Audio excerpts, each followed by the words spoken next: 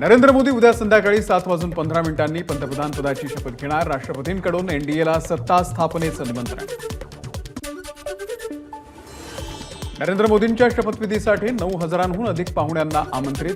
या कार्यक्रमाच्या दरम्यान राष्ट्रपती भवनामध्ये निमलष्करी दलाचे जवान, एनएसजी कमांडो, ड्रोन आणि स्नायपर्सच्या 5 कंपन्यांसह बहुस्तरीय सुरक्षा दल तैनात केलं जाणार। शपथविधी सोहळ्यासाठी नवी दिल्ली हाय अलर्टवर। 9 आणि 10 जूनला दिल्लीमध्ये नो फ्लाय झोन घोषित। नवी दिल्लीमध्ये राष्ट्रपती भवनामध्ये शपथविधीची तयारी सुरू। राष्ट्रपती भवनामध्ये स्टेज आणि खुर्च्या लावल्या। शपथविधीला 8,000 निमंत्रित येणार असल्याची माहिती। दिल्लीमध्ये आज काँग्रेस कार्यकारिणी आणि संसदीय पक्षाची बैठक। लोकसभा निवडणुकीमधल्या चांगल्या कामगिरीवरती प्रामुख्याने चर्चा होणार। लोकसभा निकालाच्या पार्श्वभूमीवरती भाजपची आज मुंबईमध्ये महत्त्वपूर्ण बैठक। या बैठकीला भाजपच्या सर्व आमदारांना मुंबईमध्ये बोलावलं। बैठकीमध्ये विधानसभा मतदारसंघातील कामगिरीचा आढावा घेण्याची शक्यता। श्रीकांत शिंदे यांना मंत्रिपद द्यावं, सर्व खासदारांची एकनाथ शिंदेंकडे मागणी। काल रात्री झालेल्या बैठकीमध्ये खासदारांनी मुख्यमंत्र्यांकडे केला होता आग्रह। काँग्रेसमुक्त भारत करण्याच्या नादामध्ये अर्धा भारत भाजपमुक्त झाला। इंडिया आघाडीनं बहुमत मुक्त भाजप सत्तामध्ये आणला। सामनामधून भाजपवरती जोरदार टीका।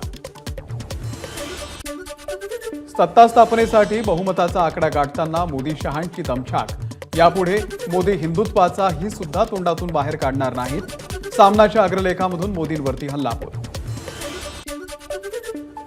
शेअर मार्केटमधील घोटाळा सरकार स्थापनेपासून सुरू। मोदींची तिसरी टर्म ही कॉर्पोरेट आणि व्यापाऱ्यांच्या सेवेसाठी। खासदार संजय राऊतांचे आरोप। संविधानाच्या समोर नतमस्तक होणारे मोदी ढोंगी, तर मोदींनी देश विकायला काढलाय, संजय राऊत यांचं विधान।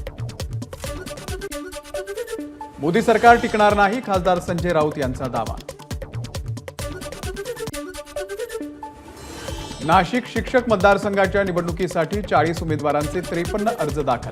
40 पैकी 6 उमेदवारांना पक्षाकडून उमेदवारी, इतर 34 उमेदवार अपक्ष। महाबळेश्वरमधील विशाल अग्रवाल यांच्या अनधिकृत एमपीजी क्लबवरती हातोडा। जिल्हाधिकारी जितेंद्र डुडी यांच्या आदेशानं कारवाई। निलेश लंके यांचे कट्टर समर्थक राहुल झावरे यांच्यावरती शिवीगाळ आणि मारहाण, महिलेचा आरोप। या प्रकरणामध्ये तोफखाना पोलीस ठाण्यामध्ये गुन्हा दाखल। जालन्याच्या अंतरवाली सराटीमध्ये मनोज जरांगेंचं उपोषण सुरू। सगळे सोयऱ्यांच्या अधिसूचनेचं कायद्यामध्ये रूपांतर करावं, या मागण्यासाठी जरांगेंचं पुन्हा उपोषण।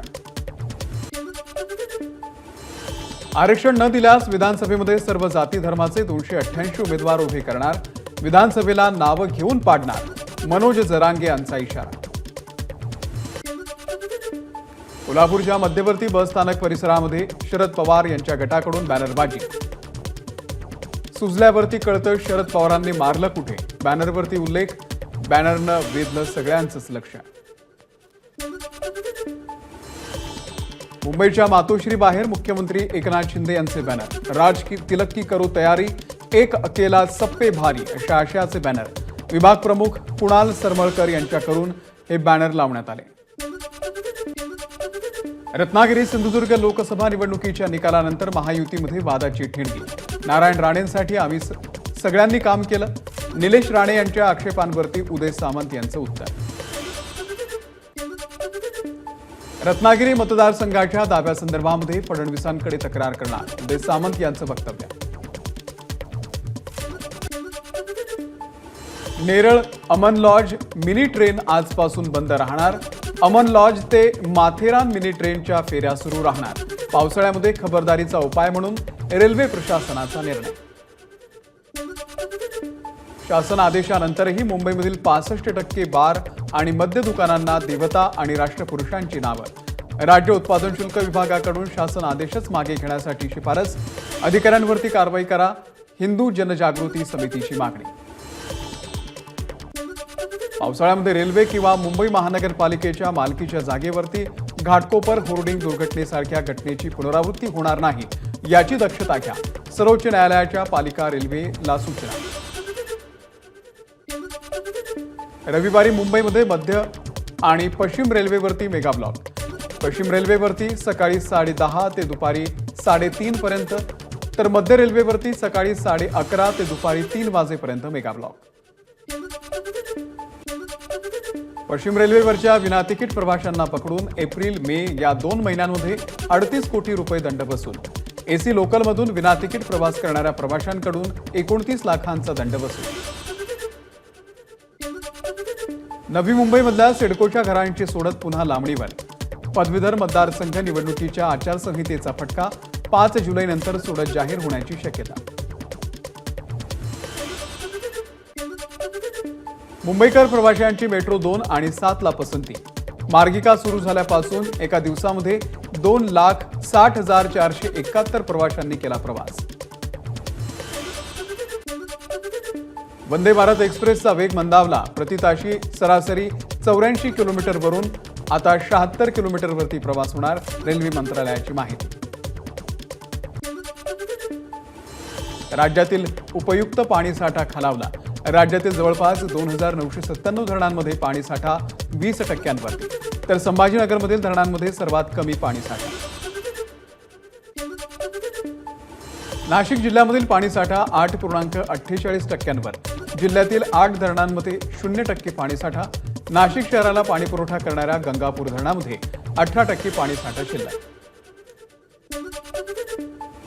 मुंबईमध्ये पुढील 48 तास बरसणार सरी।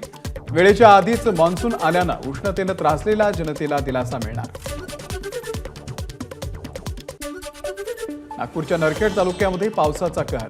मदना, थुगाव आणि खैरगावमध्ये वादळी वाऱ्यामुळे अनेक घरांवरचे छत उडाली, तर झाडंही कोसळली। शेतकऱ्यांचं मोठं नुकसान।